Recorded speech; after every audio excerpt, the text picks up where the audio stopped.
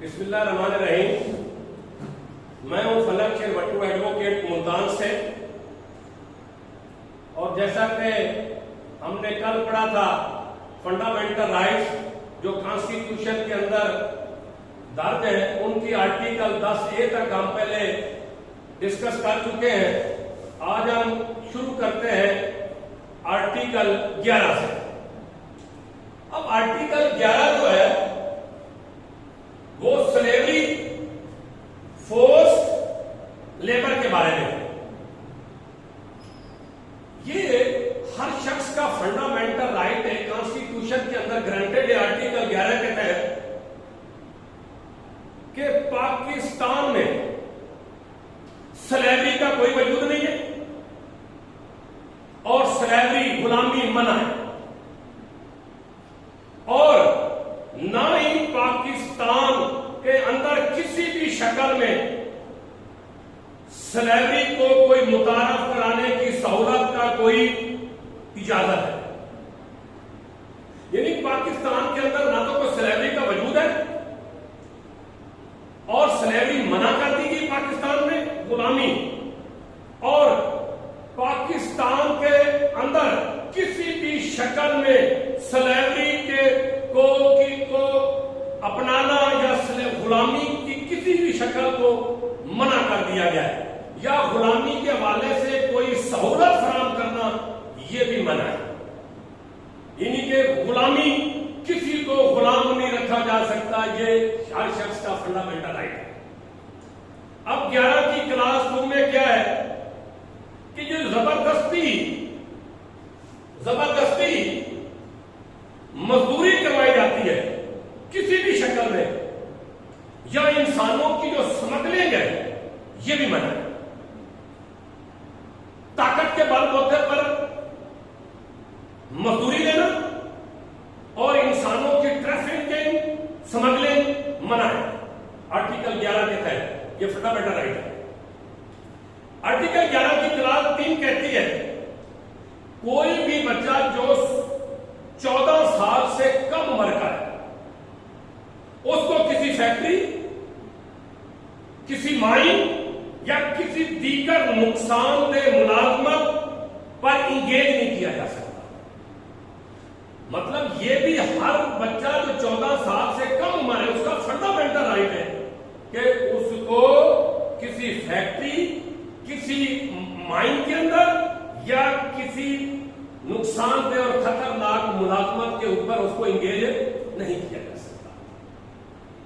ہاں, یہ جتنی فنڈامنٹل رائٹ ہے ان کی ایکسپشن بھی ہے سیکشن 11 میں کہ اگر کوئی شخص کسی جرم میں سزا کاٹ رہا ہے, اس نے کسی قانون کی خلاف ورزی کی, اس نے جرم کیا, اس کو سزا کاٹ رہا ہے, تو اس پر جتنی بات میں نے پہلے کی یہ اپلیکیبل نہیں ہوگی. ایکسپشن اس سے یعنی کہ مائن یا فیکٹری میں ملازمت کے لیے تب اس سے سروس لی جا سکتی. ایک اور بھی ایکسپشن ہے کہ اگر کسی شخص سے عوامی مفاد کے لیے کوئی لیبر لینی ہو تو اس پر بھی یہ آرٹیکل 11 والی بات اپلیکیبل, لیکن وہ پبلک پرپز ہو. اس کے اندر مزید ایک ایکسپشن ہے کہ اگر چھوٹے بچے سے, 14 سال سے چھوٹے بچے سے یا کسی دیگر شخص میں وہ جرم میں سزا کاٹ رہا ہے, ٹھیک ہے, اس سے آپ لے سکتے ہیں, لیبر لے سکتے ہیں اپنی مرضی کی, اور پبلک پرپز کے لیے کسی دیگر شخص سے بھی لے سکتے ہیں, لیکن پھر بھی ایک ایکسپشن ہے کہ اس سے کروول نیچر کی, ظالمانہ نوعیت کی اور انسانی عظمت سے جو مطابقت نہ رکھتی ہو اس قسم کا کام نہیں لے سکتے. مطلب یہ ہوا کہ اگر پبلک پرپز یا جرم کے اندر سزا بھگتے ہوئے کوئی آپ نے اس سے لیبر لینی ہے تو وہ بھی کروول نیچر کی نہیں ہونی چاہیے اور ڈگنیٹی آف ہیومینٹی کے اگینسٹ بھی وہ نہیں ہونی چاہیے. یہ تھا آرٹیکل 11 جو کہ ڈیل کرتا ہے سلیوری, فورس لیبر ایٹسٹرا. اب آتے ہیں آرٹیکل 12 کی طرف. بہت اہم ہے اس کے اندر ایک یہ protection against retrospective punishment, heading سے ہی پتا چل رہا ہے آرٹیکل کی کہ ماضی با اثر سزا کے خلاف تحفظ۔ ریٹروسپیکٹو ایفیکٹ کا مطلب ہے ماضی کا اثر، یعنی قانون تو آج بنے فرض کرے لیکن اس کو لاگو بیک ڈیٹ میں کر دیا جائے تو ایسے قانون کو کہتے ہیں کہ ریٹروسپیکٹو ایفیکٹ دیا گیا ہے، اردو میں اس کو ماضی با اثر کہتے ہیں۔ یہ کیا فنڈامنٹل رائٹ ہے؟ اس میں کہا گیا کہ کسی بھی شخص کو سزا دینی اگر تو قانون کسی بھی عدالت یا اتھارٹی کو یہ اختیار نہیں دیتا کہ جب اس نے جو جرم دیا تھا اس وقت اگر وہ جرم قابل سزا نہیں تھا تو اس کو اس جرم کی سزا تم نہیں دے سکتے۔ یہ قانون کسی کو اختیار نہیں دیتا۔ مثال سمجھ لیتے ہیں کہ آج سے فرض کرو، یہ فرض کر رہا ہوں کہ قتل کی سزا جو تھی 2020 دسمبر میں، فرض کر رہا ہوں اس کو لالت سمیلن میں سمجھانے کے لیے کہ دسمبر 2020 میں قتل کی سزائے موت نہ تھی، صرف عمر قید تھی۔ اب اس وقت جرم ہو گیا کسی شخص سے دسمبر 2020 میں، بعد میں ہماری پارلیمنٹ نے قتل کی سزا موت کر دی، اس کا ٹرائل چل رہا تھا، جب اس نے قتل کیا اس وقت سزائے موت نہیں تھی ہوتی تھی جرم کی، بعد میں ہو گئی، اس کے خلاف کیس ثابت ہو گیا تو اس کو سزائے موت نہیں دی جا سکتی، کیونکہ جس وقت اس نے جرم کیا تھا اس وقت اس کی سزا اور تھی، بعد میں سزا بڑھ گئی تو یہ آپ اس کو سزا وہ نہیں دے سکتے۔ اس کا مطلب یہ نکلا کہ جس وقت جو شخص جرم کرتا ہے اس وقت اس جرم کی جو سزا ہے وہی دی جائے گی، یا اس وقت وہ اس کا عمل قابل جرم ہی نہیں تھا، اس کا وہ قانون میں کہیں وہ قابل جرم بھی نہیں تھا، اس کی سزا نہیں تھی، لیکن بعد میں سزا اس کی لیجسلیچر نے مقرر کر دی تو اس کو سزا نہیں ہو سکتی، کیونکہ جب اس نے جرم کیا تو اس وقت وہ جرم قابل سزا نہیں تھا یا اس کی سزا اس وقت اور نیچر کی تھی۔ ایک تو یہ ہے ریٹروسپیکٹو ایفیکٹ جو ہے نا وہ پنشمنٹ کا نہیں دیا جا سکتا۔ جو پہلے میں نے بات کی سزائے موت والی بات، وہ اسی آرٹیکل 12 کی جو کلاس 1 ہے اس کے پیراگراف بی میں یہی دی گئی ہے کہ اگر جب اس نے جرم کیا تھا اس وقت سزا کم تھی، بعد میں سزا زیادہ ہوگی تو اس کو وہی سزا دینی ہے جو کم سزا تھی وہ دینی ہے اگر اس کے خلاف کیس ثابت ہو جاتا ہے۔ تو کنکلوڈ یہ ہوا کہ اگر کسی شخص نے کوئی جرم کیا ہے لیکن وہ قانون میں جب جرم کیا اس وقت وہ قابل سزا نہیں تھا تو اس کو اس کی سزا نہیں دی جا سکتی، یہ قانون کسی کو اختیار نہیں دیتا۔ یا دوسری بات ہے کہ جب اس نے جرم کیا تو اس وقت سزا اور تھی لیکن بعد میں سزا قانون کے مطابق بڑھ گئی تو اس کو سزا زیادہ والی نہیں دی جا سکتی، اس کو سزا وہی ہوگی جو اس نے جرم کیا تھا اس وقت جو بھی اس کی سزا بنتی تھی اگر کیس ثابت ہو گیا۔ اس کے اندر ایک اور کلاس جو 2 ہے وہ بڑی اہم ہے۔ کل بھی ہم نے ڈسکس کیا تھا ہائی ٹریزن آرٹیکل 6، اس کے حوالے سے بھی ایسی آرٹیکل 12 کی کلاس 2 میں ذکر کیا گیا ہے۔ اس میں کہا گیا ہے کہ 23 مارچ 1956 سے لے کر آج تک جنہوں نے ہائی ٹریزن کا کوئی جرم کیا ان کے اوپر سزا جو ہے وہ ہائی ٹریزن والی اپلیکیبل ہوگی۔ اگر 23 مارچ 1956 سے پہلے ہائی ٹریزن اگر ہو گیا ہے تو وہ مستثنا ہے۔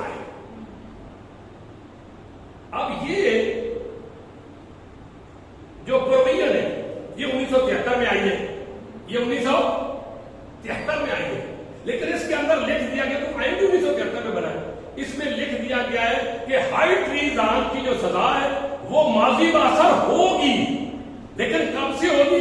کہتا ہے 23 مارچ 1956 سے آنورڈ جس نے بھی ہائی ٹریزان کا ایکٹ کیا اور ثابت ہو گیا تو اس کو سزا ہوگی.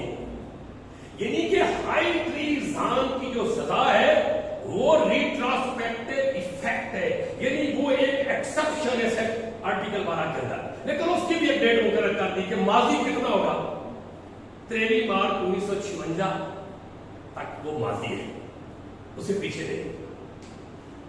اب یہ آرٹیکل 12 ہے. آرٹیکل 13 کی طرف آتے ہیں. Double punishment and self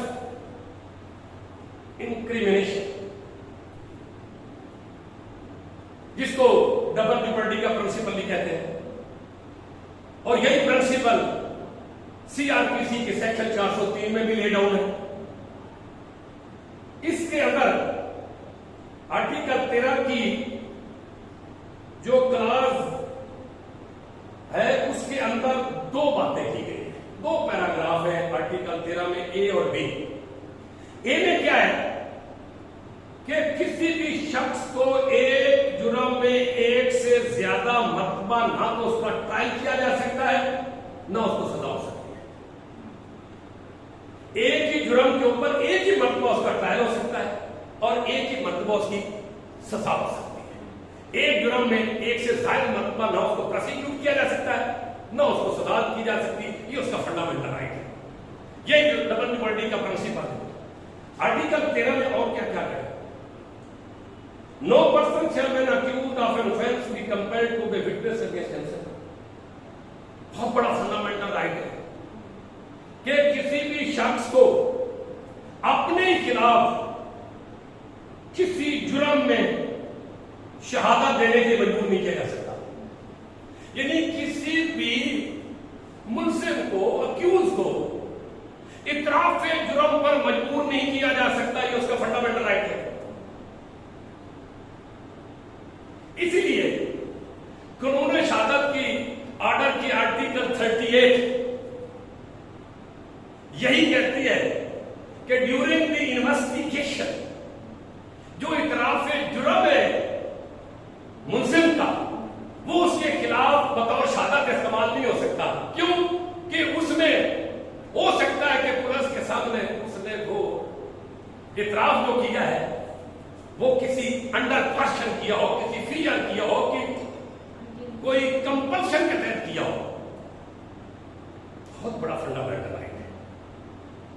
repeat کرتا ہوں، آرٹیکل 13 کسی شخص کو ایک جرم میں ایک سے زائد مرتبہ نہ تو پروسیکیوٹ کیا جا سکتا ہے نہ سزا ہو سکتی. کسی بھی جرم کا جو ملزم ہے اس کو اپنے ہی خلاف شہادت دینے پر مجبور نہیں کیا جا سکتا. Article 14 inviolability of dignity of man, inviolability of dignity of man, انسانیت کی عظمت ناقابل تلافی. اسی لیے پولیس کی گاڑی کے باہر ایسے سلوگن تو لکھا ہوا ہے، نفرت انسان سے نہیں جرم سے ہے. وہ بھی کچھ اسی طرح کی اسی فنڈامنٹل رائٹ کی کچھ عکاسی کرتا ہے. اس میں کہا گیا ہے کہ انسان کی عظمت یہ بہت زیادہ ہے. اگر اس کی انسان کی عظمت کو کوئی نقصان پہنچے تو یہ ناقابل تلافی ہے. ایک اور بات کی گئی ہے، پرائیویسی آف ہوم. اسی آرٹیکل کے اندر یہ کلاس 1 میں پڑھ رہا ہوں 14 آرٹیکل کی، کہ گھر کی جو چادر چار دیواری پرائیویسی ہے اس کی عظمت بھی ناقابل تلافی ہے. لیکن ساتھ ایک کنڈیشن لگا دی ہے. اس کو کنڈیشن سمجھے، اس کو ایکسپشن سمجھے، سبجیکٹ ٹو لا. ہاں اگر قانون نے کہیں اجازت دی ہے، قانون کے تحت اگر کسی کے گھر میں ادارہ کوئی انٹر ہو جاتا ہے، داخل ہو جاتا ہے قانون کے تحت، تو دین وہ پرائیویسی آف ہوم کا جو فنڈامنٹل رائٹ ہے اس کی خلاف ورزی نہیں. اب آرٹیکل جو 14 ہے اس کی کلاس کو کیا کہتی ہے کہ شہادت حاصل کرنے کی مقصد کے لیے کسی شخص کو ٹارچر نہیں کیا جا سکتا کہ آپ کسی شخص کو ٹارچر کریں تاکہ اس سے کوئی شہادت حاصل ہو جائے. No person shall be subjected to torture for the purpose of extracting evidence. کسی شخص سے شہادت حاصل کرنے کی غرض سے اس کو ٹارچر نہیں کیا جا سکتا. کتنا خوبصورت فنڈامنٹل رائٹ ہے.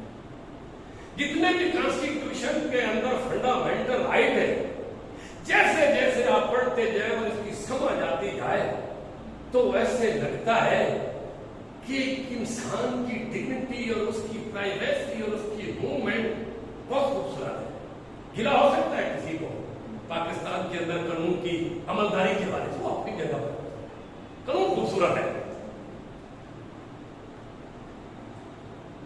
Article 15 freedom of movement.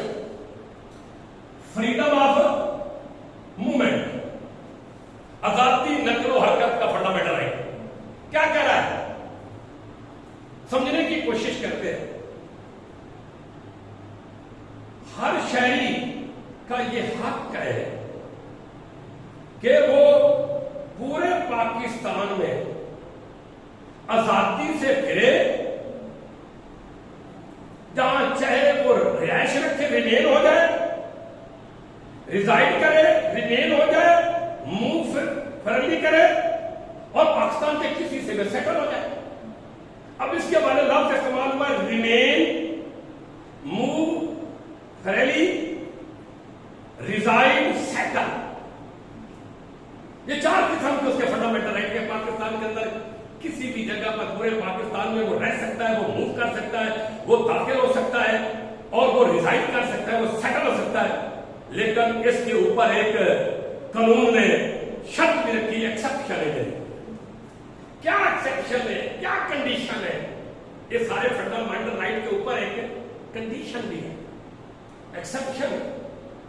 Subject to any reasonable restriction imposed by law in the public interest. یہ لفظ ہے کہ عوامی مفاد کے تحت کسی قانون کے ذریعے اگر کوئی پابندی لگائی گئی ہے تو اس کی شرط ساتھ ہوگی. یعنی کہ عوامی مفاد میں قانون کے تحت کوئی مناسب پابندی اگر لگائی گئی ہے تو اس شرط کے ساتھ پاکستان کے اندر کوئی بھی شخص اس کا فنڈامنٹ, وہ ریمین ہو سکتا ہے, کوئی انٹر ہو سکتا ہے, کوئی ریزائڈ کر سکتا ہے, وہ سیٹل ہو سکتا ہے. لیکن کنڈیشن ساتھ وہی ہے کہ پبلک پرپز کے مفاد کے حوالے سے اگر کوئی قانون نے ریزنیبل ریسٹرکشن امپوز کی ہے تو پھر وہ شخص ساتھ ہوگی.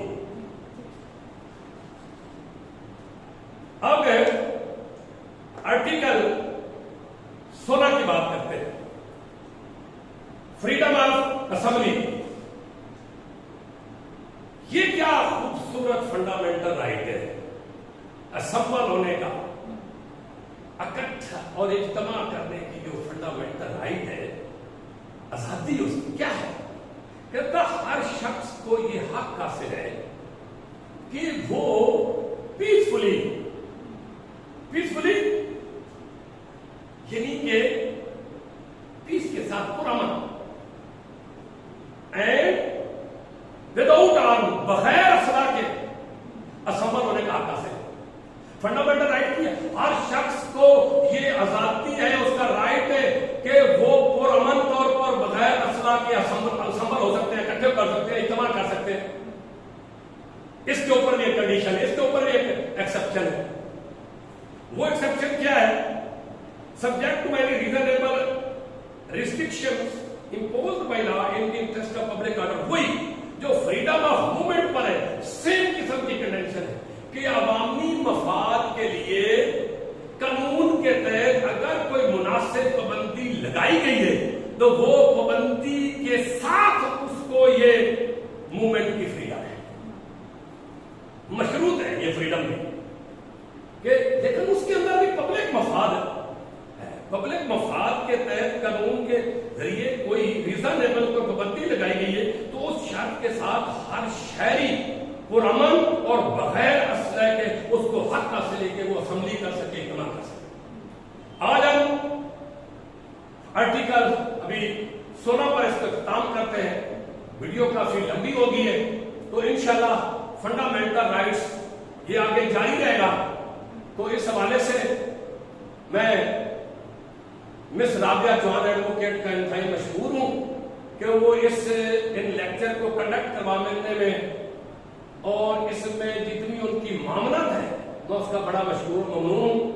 دوسرا یہ ہے کہ چاہت صرف آپ کو اللہ اور اللہ کے رسول کی ہونی چاہیے اور اپنی کوشش ایمانداری سے جاری رہنی چاہیے اور ہونیسٹلی اور فیئرلی ہونی چاہیے۔ آپ یہ فنڈامنٹل رائٹس پڑھ رہے، اس کے اندر کتنی خوبصورت باتیں ہیں۔ یہ جہاں ہمیں رائٹ دیتے ہیں کہیں نہ کہیں ہمیں یہ بھی آرٹیکل 5 پڑھا ہے کہ آپ نے آئین اور قانون کی اوبیڈینس بھی کرنی ہے۔ کیا کرنی ہے؟ اوبیڈینس بھی کرنی۔ تو پھر جہاں ہم رائٹ کلیم کر رہے، رائٹ سے اویئرنیس حاصل کر رہے، تو اپنی ڈیوٹی اور اپلیکیشن کی بھی ذمہ داری رکھیں، کیونکہ قانون کا ایک ہی مقصد ہوتا ہے کہ سوسائٹی پیس میں رہے، اس کا آرڈر مینٹین رہے، یہ قانون کا مین مقصد ہے۔ تو سوسائٹی کون ہے؟ سوسائٹی میں ہوں، آپ ہیں، تو اس طرح ہم نے اس کا خیال رکھنا ہے۔ ویسے بھی وکیل جو ہے وہ تو قانون کا امام ہے، جب امام اپنے آپ پر قانون کو وارد کر لے گا تو پھر مقتدی اور اس کے فالوور تو اسی کو آئیڈیل مانیں گے اور اپنے کنڈکٹ اور کریکٹر اور مورالٹی کو ٹھیک کرنا شروع کر دیں گے۔ بہت شکریہ، بہت مہربانی۔